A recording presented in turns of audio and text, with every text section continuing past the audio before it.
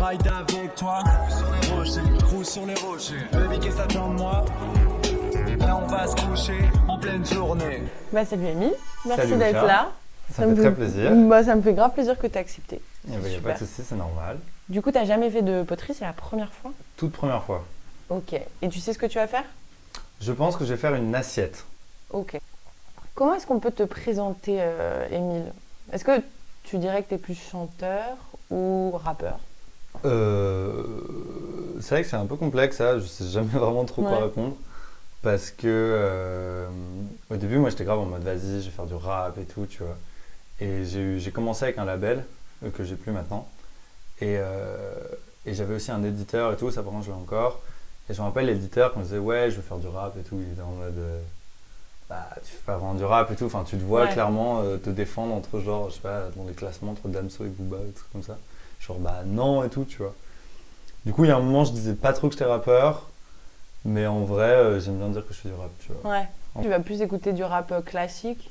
Bah c'est ça. En mode non, tout, Jul, tout. Je suis un gros fan de Jul, mais je peux écouter, je sais pas, genre plein d'autres trucs et tout, genre. À l'ancienne, Oxmo Puccino. Ouais, bah, je suis trop fan d'Oxmo. Enfin, vraiment, genre, c'est trop moi, bizarre. ça m'a fait penser justement, Claude, un peu à Oxmo Puccino. Ah ouais? C'est le premier nom qui m'est venu. Ça me fait très plaisir aussi. Mais ouais, parce que genre, je suis un gros fan d'Oxmo aussi. Écris tes sons toi-même aussi? Ouais, j'écris mes sons. Enfin, c'est moi qui écris tout et je compose avec. Alors, j'ai tout composé avec mon pote Lewis Hoffman. Qui fait les prods. Qui fait toutes les prods et tout. Mais maintenant, je travaille aussi avec d'autres gens. Et du coup, moi, je m'occupe de trouver les mélodies, les textes et tout. Mais après, avec Lewis, c'était assez particulier. Parce que du coup, on était tout le temps en studio ensemble. Et on bossait aussi sur les prods ensemble. Ok. C'est quoi ton processus de création? Tu commences par écouter la prod et après tu écris, ou tu écris avant et puis après tu adaptes? En général, c'est plutôt. Du moins avec Lewis. Donc, c'est-à-dire que là, je travaille beaucoup moins avec Lewis et avec d'autres gens. Donc, je redécouvre un peu d'autres façons de travailler. Mais avec Lewis, on va dire le truc un peu classique, c'était plutôt. On crée une prod à deux, donc de zéro. On l'a fait à deux. Enfin, c'est surtout lui qui fait tout, mais moi je suis toujours derrière en mode à driver, tu vois, un peu. Et ensuite, une fois qu'on a la prod, là j'écris les textes. Ou alors j'écris les textes en même temps, tu vois. Mais des trucs comme ça. Après, il y a eu quelques fois où c'était plutôt l'inverse, où il avait des maquettes qu'il m'envoyait. Là j'écrivais un texte, puis on retravaillait le truc à deux. Enfin, il y a eu plein de cas différents, mais c'est vrai que en général, c'est prod, puis ensuite les textes, tu vois. Mais là, par exemple, je travaille avec un mec, pareil, lui il m'envoie des prods, tu vois. Et après, moi, j'écris les textes par-dessus. Rarement. Quelquefois, Claude, justement, celle qui a le plus marché, tu vois. Le clip de Claude est dingue. Hein. J'ai vu, c'est réalisé par Pierre Sabat Harris. Je dis pas de bêtises. Ah, tu l'aimes bien? J'ai vu le clip, il est très Ah ouais, moi, ça se voit qu'il est bien. J'adore Pierre Sabat et tout, mais moi, je l'aime un peu moins, le clip, en ce moment. Ah ouais? Enfin, je voulais un clip assez produit. C'était l'époque où j'avais un label et j'étais en mode, vas-y. Oui, ça se voit que c'est produit. Ça se voit que c'est produit, mais je sais pas, je trouve que ça manque un peu, un poil. Mais c'était dans toute la création, c'est pas du tout. Le réal a vraiment genre, fait exactement ce qu'on lui demandait, tu vois. Après, c'est pas forcément toi qui as choisi. C'est ça aussi, c'est qu'il y avait des enjeux de label où moi j'étais un peu plus. J'étais un peu moins confiant que maintenant. Je savais moins ce que je voulais, etc. Donc je me laissais un peu driver. Et c'est pour ça que j'en suis un peu moins fier. Parce que je le trouve un peu lisse, tu vois, un peu trop lisse. Il n'y a pas trop forcément de prise de risque ou de trucs comme ça, tu vois. Parce qu'il y a du coup celui d'Adrien Rosé où tu es en tenue de travail. Tu te promènes dans les rues, beaucoup plus simple, mais aussi, limite c'est plus ton style, je trouve. Ça correspond plus à ton identité. Ça, pour le coup, lui, on l'a coécrit avec Adrien. Donc on a tout fait et c'est Adrien qui l'a réalisé. Mais lui, il était beaucoup plus artisanal, tu vois. C'était vraiment... C'était une caméra qu'un pote avait laissée chez moi. On a fait avec ça, il y avait, je pense que le budget c'était genre... On l'a fait, en vrai on a mis un peu de budget, mais c'était genre 1000 balles, tu vois. 1000 et quelques. Et c'était juste de la déterre et des plans et des trucs comme ça, tu vois. Et est-ce que tu as déjà fait des concerts Ouais, j'ai fait des concerts. Les concerts, j'en ai fait... Au début justement, Lewis, ça marchait pas mal. Et en fait, ce que je faisais souvent, c'était... monter sur scène. À chaque concert qu'il faisait, je faisais une apparition et je faisais genre, je sais pas, 2-3 chansons, tu vois. Et ça m'a pas mal aidé parce que du coup, je commençais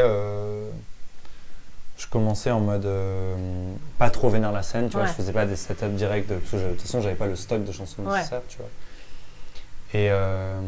Et donc ça, c'était pas mal. Et ensuite, quand mon projet a commencé à bien se construire, à être pas mal, en fait, moi, ça a été assez étrange comme expérience, mais j'ai très vite eu un label. Ok. Donc, en fait, j'avais même pas sorti de chansons que j'avais déjà un label. Ok. Parce que le manager de Lewis avait son label, et un jour, on l'avait contacté juste pour avoir un avis sur les chansons qu'on faisait ensemble, et le mec avait dit écoutez, je kiffe, j'aimerais bien signer ce projet. Et j'ai fait écoute, grave, tu vois. Moi, c'était hyper flatteur. C'est une chance, hein. Il y a des artistes qui attendent toute une vie. Ouais, non, c'est pour ça, genre, c'était trop bien. C'est trop cool, mais ils croyaient en toi. Mais en fait, du coup, ça a été un truc assez étrange parce que j'avais même pas sorti de truc que j'avais déjà un label, et d'un coup, ça fonctionnait un peu pro, tu vois. Ouais. Mais il n'y a pas eu tous les, on va dire, les crash tests. Tu sais, justement, les scènes, peut-être, les concerts un peu bizarres que tu peux faire, ou même sortir de la musique mais qui est naze, et c'est pas grave, et on s'en fout. Puis même, tu devais t'entraîner quand même à monter sur scène, c'est quelque chose qui est pas facile. Ouais, en vrai, c'était un peu dur, mais... Tout de suite comme ça. Il y a eu ces petits entraînements, avec les petits concerts de Lewis et tout. Mais en fait, direct, du coup, j'ai eu mon label, etc. J'ai construit mon projet, et j'avais sorti qu'un single à l'époque, je crois que j'avais sorti que Pitbull. Et direct, j'ai fait mon premier concert, et c'était au Trianon. J'avais fait la première partie de Vendredi sur mer, qui était complète et tout, tu vois, c'était effrayant. Ah ouais, le stress, j'imagine pas. Ouais, c'était stressant, mais c'était fou, c'était hyper formateur du coup, tu vois. Mais du coup, j'ai commencé un peu par des trucs assez fat comme ça. Après, le deuxième concert juste après ça, je jouais à la Fondation Louis Vuitton, tu vois. Ok. C'était pourquoi une expo ou C'était justement le lab. Enfin, on avait genre. Je crois que t'avais Lewis qui devait genre des dates à son tourneur. En gros, tu sais, il avait un tourneur et il fallait qu'il fasse des dates, etc. Il avait trouvé. La Fondation Louis Vuitton, c'est des nocturnes. Tu peux peut-être la retourner pour voir. Vas-y. Ah oui, je peux retourner. Et donc j'avais commencé un peu assez fort. Et après, du coup, quand j'ai dû faire un moment des concerts un peu plus schlag, tu vois. Ouais. T'étais beaucoup plus à l'aise. Non, au début j'étais en mode non, on va pas accepter ça. Ça saoule, tu vois, même pour mon image, c'est pas bien, alors qu'en fait, tout le monde s'en fout déjà. Enfin, j'étais pas du tout assez connu pour avoir ce genre de questionnement. Et en fait, au final, je trouve que les scènes où justement, je me suis mis parfois, j'ai fait un concert, le concert juste après, par exemple, la Fondation Louis Vuitton. Ouais. Justement, c'était, je sais pas, pas mal de mois après. C'était un concert où c'était une sorte de festival trop bizarre, la Défense, et j'apparais, je monte sur scène et il y a personne devant moi. Ouais. Mais il y a vraiment littéralement personne. Ouais. Ça doit arriver une fois dans une carrière. Sans doute, tu vois. Tu vois. Le challenge. Et là, du coup, tu te dis, il faut. T'es obligé, quoi. En tout cas, t'es obligé d'être sur scène, donc t'appelles les gens au loin, je sais pas, sur de venir, ça t'en fiche un peu, tu vois. Du coup, tu vois, c'était pour dire que, en fait, même dans le processus musical, c'est ça qui a été assez étrange dans la création, c'est que j'ai commencé tout de suite avec, justement, un super partenaire musical, tu vois, qui faisait, exactement. Qui arrivait à reproduire exactement les moods que j'avais en tête, etc. J'ai commencé avec un label. Ouais. Mais qui produisait déjà tout, avec des grosses scènes et tout. Et en fait, j'avais jamais eu toutes ces périodes de crash test. Donc tu sors de la musique qui marche pas, dans le truc, et ça a été, au final, je pense que je l'ai payé après, tu vois. Ouais. Il me manquait de l'expérience en fait. Ouais, c'était trop tôt pour toi. Ouais, il me manquait quelque chose, tu vois. Ouais. Et là, ça te manque les concerts depuis du coup, avec le confinement et tout Après, moi, je suis un gros stressé. Ouais. Donc avant les concerts, en général, je rentre pas très bien. Enfin, pas très bien en mode, j'ai trop envie de monter sur scène, mais c'est dur, tu vois. Mais t'as l'impression que t'oublies tout une fois que t'es sur scène. Ouais, ça m'arrive. Ça m'est arrivé deux fois. Une fois, c'était un concert au Palace, un truc pour Arte, Et vraiment, c'était à moi dans 2 minutes et je savais plus rien. Ouais. Plus rien. Et du coup, ce que je me suis fait, c'est que je me suis fait une note très vite dans mon iPhone où il suffisait juste, il suffit que tu aies la première phrase et puis ça part. Où j'avais noté la première phrase de chaque chanson et même la première phrase, j'arrivais pas à la retrouver. J'étais comme ça et tout. Mais après, dès que je monte sur scène, par contre, vraiment, en 30 secondes, après, je suis à l'aise, tout se passe bien, et je fais des blagues, et c'est marrant et tout. Mais c'est tout l'avant, je sais pas pourquoi. Ouais. Bon, cette assiette. Elle est bien. Après, il va falloir vraiment que tu la... à chaque fois. C'est dur, hein. Oui. Il n'y a pas comme l'escalade du talc ou des trucs pour pas que ça accroche? Non. Ça serait une bonne idée. Non. Après, regarde, tu vois, là, t'as un moule. Tu pourrais l'utiliser si tu veux. Il est où? Comme un champignon. Ça, là? Ouais. Ça, c'est un peu pour les je suis trop chaud, genre. Normalement, mais au moins, tu peux prendre la forme. Et est-ce que... Là, j'en vois un autre. Ah non, mais ça va être plus un bol. Ah non, mais je vais faire ça. En fait, ce que tu fais, une assiette à soupe. Regarde, prends-la. Tu la poses dessus. Ce sera peut-être plus simple pour toi. Ah ouais. Et avec ça, tu vas pouvoir refaire une belle forme. Ok, bah c'en est, trop bien. Mais tu as des inspirations, tu as des chanteurs ou des rappeurs qui vraiment me touchent plus que d'autres. Ouais. Bah moi, la grosse claque musicale que je m'étais prise et que je me prends toujours encore maintenant, je sais pas si tu te rappelles de Joke. Ouais. Et qui maintenant s'appelle Ateyaba. Il a changé de nom. Je savais même pas qu'il avait changé. Il a changé de blaze et ça, moi, ça a été une grosse claque. Ouais. Je peux même pas trop t'expliquer pourquoi, parce que tu sais, c'est genre presque genre c'est assez subjectif. Même moi, je comprends pas trop pourquoi. Mais ça a été ma grosse claque et c'est vrai que je m'inspire pas mal de lui, même dans sa façon d'écrire. Enfin, pas forcément parce que lui, il est vachement à écrire des punchlines, trucs comme ça. Moi, je suis pas trop là-dedans, mais plus dans le mood. En fait, moi, je trouve que c'est un peu le seul rappeur, tu vois, surtout dans ce qu'il fait maintenant. Je sais pas si t'as trop écouté et tout, mais c'est genre, enfin, c'est très élégant. Ouais. Et c'est ça le truc que vraiment je trouve genre. Pour moi, c'est genre de la fashion, tu vois, genre ces chansons. Je vois ce que tu veux dire. Je suis très fasciné par ça, parce que c'est pas... Ouais, je trouve que c'est le seul qui arrive à faire de la musique genre très... C'est très propre. Ouais, c'est très propre, c'est...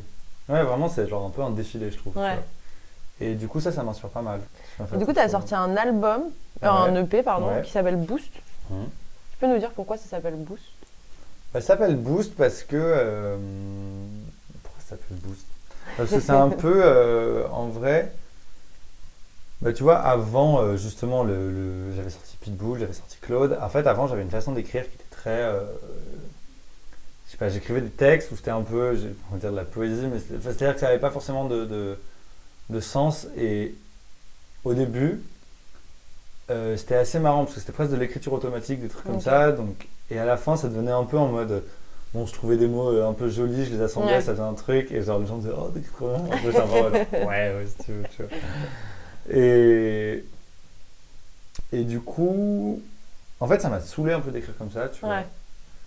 Et j'ai genre grave, je sais pas, genre switché. Je me suis dit, vas-y, c'est quoi maintenant? Et essaye plutôt d'écrire des trucs que genre tout le monde comprend, tu vois.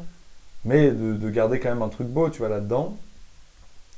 Et du coup, fallait que je parle un peu du coup, je sais pas, le premier réflexe, c'était de parler à la première personne, de parler de moi, tu vois. Faire moins de story, enfin, c'est toujours du storytelling, mais vraiment parler de moi. Et en fait, mais genre assez naturellement, après, c'est un peu la continuité de comment j'écrivais aussi avant, tu vois. Avant, c'était grave des rêveries, des trucs comme ça. Et là, on gardait ces rêveries, mais dites vraiment de manière très simple et que tout le monde comprenne. Et en fait, ça faisait un peu genre. Du coup, c'est un peu ma vie, mais en rêvé, tu vois. Ouais. Et genre, t'as un personnage. Ouais, un peu, mais en même temps, c'est pas genre un personnage vraiment un alter ego. C'est plus que. Et c'était un peu moi en boosté, tu vois. Genre c'est ça. En vrai, je pense que c'est un peu ça, tu vois. Ok. Et boost, c'est en mode, c'est genre c'est comme plus, les Pokémon, quoi. Il y a une évolution, quoi. Ouais, un peu, c'est ça, tu vois. C'est genre le stade d'un tout petit peu plus haut. Et enfin, c'est vraiment genre, si j'avais de l'argent et que j'étais une star, ce serait. Je pense ce serait toi. Ouais, ce serait moi. Voilà. Regarde bien juste si. Non, il a l'air. En fait, on va jamais la cuire un moment, un truc comme ça. Non, en gros, ce qui va se passer, c'est que elle va sécher. Et ensuite, je vais la mettre dans le four qui est juste là. Ok. Toute une nuit. Ouais, tu vas la cuire. Enfin, non, mais toi, tu vas pas la cuire. Oui. C'est moi qui vais le faire. Donc, tu la récupéreras pas tout de suite, je te la porterai. En gros, on la cuit. Ensuite, tu peux l'émailler. Tu sais, l'émailler, ça. En fait, ça, c'est gris, ça va devenir blanc. Oh, ok, parfait. Et là, il y a une brillance, par exemple. Et est-ce que tu as des projets pour l'année 2021 là? C'est quoi la suite? Alors, la suite, là, je bosse sur un petit projet, encore en EP, je pense, qui est en cours. En fait, c'est ça, c'est que l'année, là, du coup, vu qu'il n'y a pas eu de concert et tout, mes plans ont été vite fait chamboulés. Aussi, avec Lewis, je me suis mis, je t'ai dit, à travailler avec de nouvelles personnes. J'ai un projet en cours avec Lewis, que j'ai un peu mis sur pause, pour me concentrer justement aussi sur ce projet, tu vois. Et là, c'est un projet... uniquement aussi avec un beatmaker, qui est le petit frère d'un très bon ami à moi, et qui habite en Suisse, à Zurich. Mais voilà, là du coup, je réfléchis à ce projet, ça va être un truc plus rap, je pense, vraiment pour le coup. Ok. Et plus rap un peu cloud. Et tu te vois où dans 10 ans, Émile? Dans 10 ans Ou plus tard? T'aimerais toujours être musicien, enfin chanteur? Tu dois vivre à Paris? Tu sais, en ce moment, en vrai aussi, ça a été une année un peu difficile, enfin pas difficile en termes de, je sais pas, économique ou des trucs comme ça, mais en termes de mental. Je suis passé par plein de phases de doute, un peu quand même. Notamment sur ce truc où je te disais, par exemple, tu vois, j'aime pas travailler, enfin j'aime pas trop ça, je suis pas... j'ai pas mal de potes justement qui sont dans la musique, et il y en a pour qui ça marche, tu vois, pas mal, et en vrai, tu vois, c'est ça qui est assez compliqué. C'est que un peu tous mes rêves, c'est des mecs qui sont des butés du travail. Ils taffent tout le temps, et ils acharnés que ça marche pas, ils bossent. Moi, je suis pas du tout comme ça, genre vraiment. Ça t'angoisse en fait de voir ça. Du coup, c'est très angoissant parce que j'ai l'impression que c'est comme ça qu'il faut faire, alors il y a quand même, j'en parle à pas mal de monde et on me dit, bah non, il n'y a pas qu'une école, tu vois, enfin, justement, c'est ça aussi qui est fou un peu avec l'art, entre guillemets, tu vois, mais c'est que... Alors, il y a aussi un peu ce cliché de chacun doit trouver sa manière de faire, sa voix. Bon, je sais pas trop, tu vois. Il y a peut-être quand même des trucs qui reviennent. Mais en tout cas, ce que je peux constater, c'est vrai, c'est que j'ai du mal à travailler. Enfin, j'ai du mal à avoir l'envie. Moi, ce que j'adore, là, j'ai adopté un chien, c'est vraiment... Ouais, on a parlé. Je pensais que tu allais venir avec. On m'a dit qu'il était super calme. Oui, il est super calme. Non, mais là, c'est une amie qui le garde. Et moi, ça t'a changé la vie En vrai, ça m'a apporté grave un cadre. Parce qu'avant, je faisais tout le temps des petits boulots. Et là, j'ai décidé d'arrêter pour me consacrer à la musique. En septembre, genre. Et tiens, je vais écrire mon prénom. Et du coup, c'était un peu mon angoisse, c'était un peu de pas me laisser aller à rien faire et à réussir à me gérer. Et en fait, j'ai eu le chien juste avant le confinement. Et c'est vrai que c'est tout con, mais le fait qu'il doit pisser le matin et le soir et tout, ça te donne un cadre où tu te réveilles pas trop tard. C'est ton bébé, quoi. C'est ton enfant.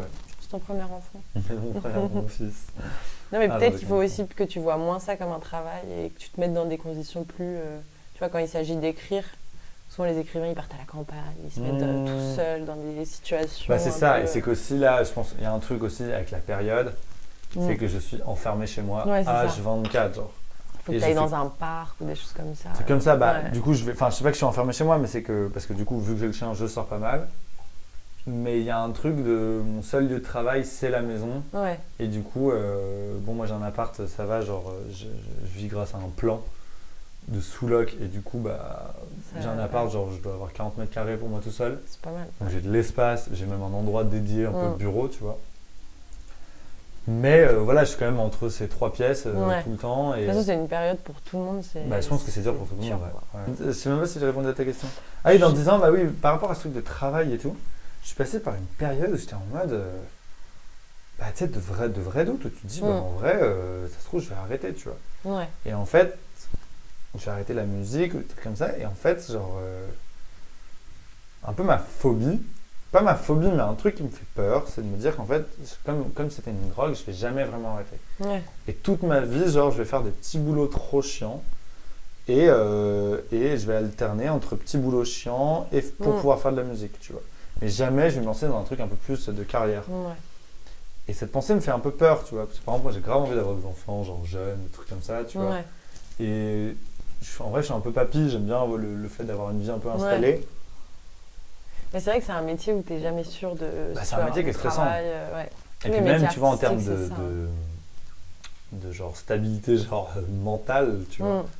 C'est éprouvant, tu vois, au quotidien. Il y a des moments. Moi, je pense que je suis une nature, en gros, je fais quand même un peu attention à pas me... je fais attention un peu à moi, tu vois, pour pas genre, dégénérer mentalement. Non pas que, genre, je sois hyper sensible ou des trucs comme ça, tu vois. Mais il faut quand même que je fasse gaffe. Et ça aide pas, tu vois. Tandis qu'une vie coucou. Mais tu vois, parfois, moi, en vrai, genre, je pense que ma vie de rêve, ce serait genre... père de famille, tu vois. Mais genre, en mode père au foyer, tu vois. Ah ouais, carrément. Moi, tu pourrais, un studio chez toi, au pire. Ouais, c'est ça, mais faire de la musique un peu par passion. Mais après, il y a quand même un désir aussi, je pense que ça, c'est commun, genre, un peu à l'humanité, tu vois. T'as envie de marquer ton époque. Enfin, je sais pas, t'as envie de te sentir quand même un peu exister dans la société, et genre de faire...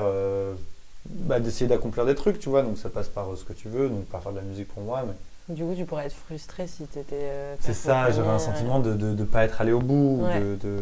Après, t'es encore jeune, hein, Émile, hein, tu sais. Je sais, mais tu sais aussi, c'est ça, si tu sais que tu te mets de la pression pour rien. Ouais. Et en ce moment, je fais pas mal de méditation. C'est bien. Et ça aide beaucoup. Ouais. Par rapport à toutes ces questions. Et tout, mais par rapport à toutes ces questions, c'est fou. Tu te poses moins 12 000 questions et tout, c'est vraiment bon. Ah ouais, j'essaie de la retourner. Vas-y. Du coup, en disant, soit père de famille, enfin, père au foyer, soit prof de méditation. Quoi, soit prof de méditation, soit, Inch'Allah, artiste. Après, tout peut se combiner. Ouais, il faut être délicat. Tout peut se combiner. Ça, il n'y a pas qu'une voie. Hein. Oui, c'est marrant, c'est rare d'entendre des garçons dire je me verrai avoir des enfants. C'est un de mes buts. Ah ouais. T'en connais pas? Non, à cet âge-là, on est encore un petit peu jeune. Oh, elle est belle. Ouais, wow, elle est super fancy. J'adore. J'adore. Tu vas stabiliser un peu là, non? Ouais, tu peux lisser un peu aussi quand il y a des petits trucs comme ça, tu vois. 80. Ah oui, là, ça m'a l'air fragile. Mais le résultat est vachement... il est beau. Hein. Ça va être bien. Hein. Ouais. Et ça peut se casser dans le four? Ça peut se casser dans le four. Ouais. Donc, ça se trouve... en fait, moi, je le tape avant de te le donner. À chaque fois, je le tape pour enlever les bulles à l'intérieur. Parce que en fait, il y a des bulles qui se créent dans la terre. Et en tapant la terre, ça enlève les bulles. Tu l'as frappé en assiette? Non. En fait, la boule que je t'ai donnée avant, je l'ai pris et je l'ai tapée. Ok, d'accord. Voilà. Parce que quand je le mets dans le four, s'il y a des bulles, ça explose.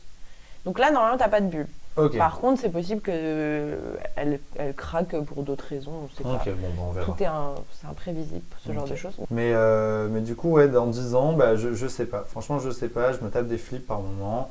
Ou peut-être envie de... Mais je suppose que tout le monde a ça, tu vois. Il n'y a pas c'est normal. Que le mot de en plus, l'artiste, c'est une période et puis c'est une génération, c'est compliqué. Parce que... Ouais, je pense qu'il y a un truc de génération. Ouais, on me dit toujours qu'on aura plusieurs métiers, que...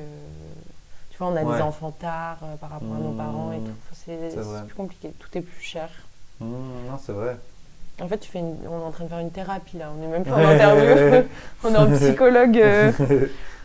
Non, mais en tout cas, merci Émile. Il n'y a pas de souci. On peut du coup retrouver tes sons sur YouTube, Spotify, Émile Pony. D'ailleurs, c'est ton vrai nom de famille, Pony? Non, pas du tout. Même pas? C'est un nickname. Nickname. Mais sur les réseaux c'est Émile tout court. Non, sur les réseaux justement c'est Émile Pony. Mais sinon c'est Émile tout court. Donc on peut te retrouver aussi sur Insta. Trop bien. Et allez, abonnez-vous, mettez un pouce bleu. Et trop bien. Merci pour cette pub et merci pour cette interview. Il n'y a pas de souci. Merci à toi. Content. Et pour cette assiette aussi. Ouais. Bon, on envoie au four là, je pense, non? Ride avec toi, roule sur les rochers. Baby, qu'est-ce que t'attends de moi? Là, on va se coucher en pleine journée.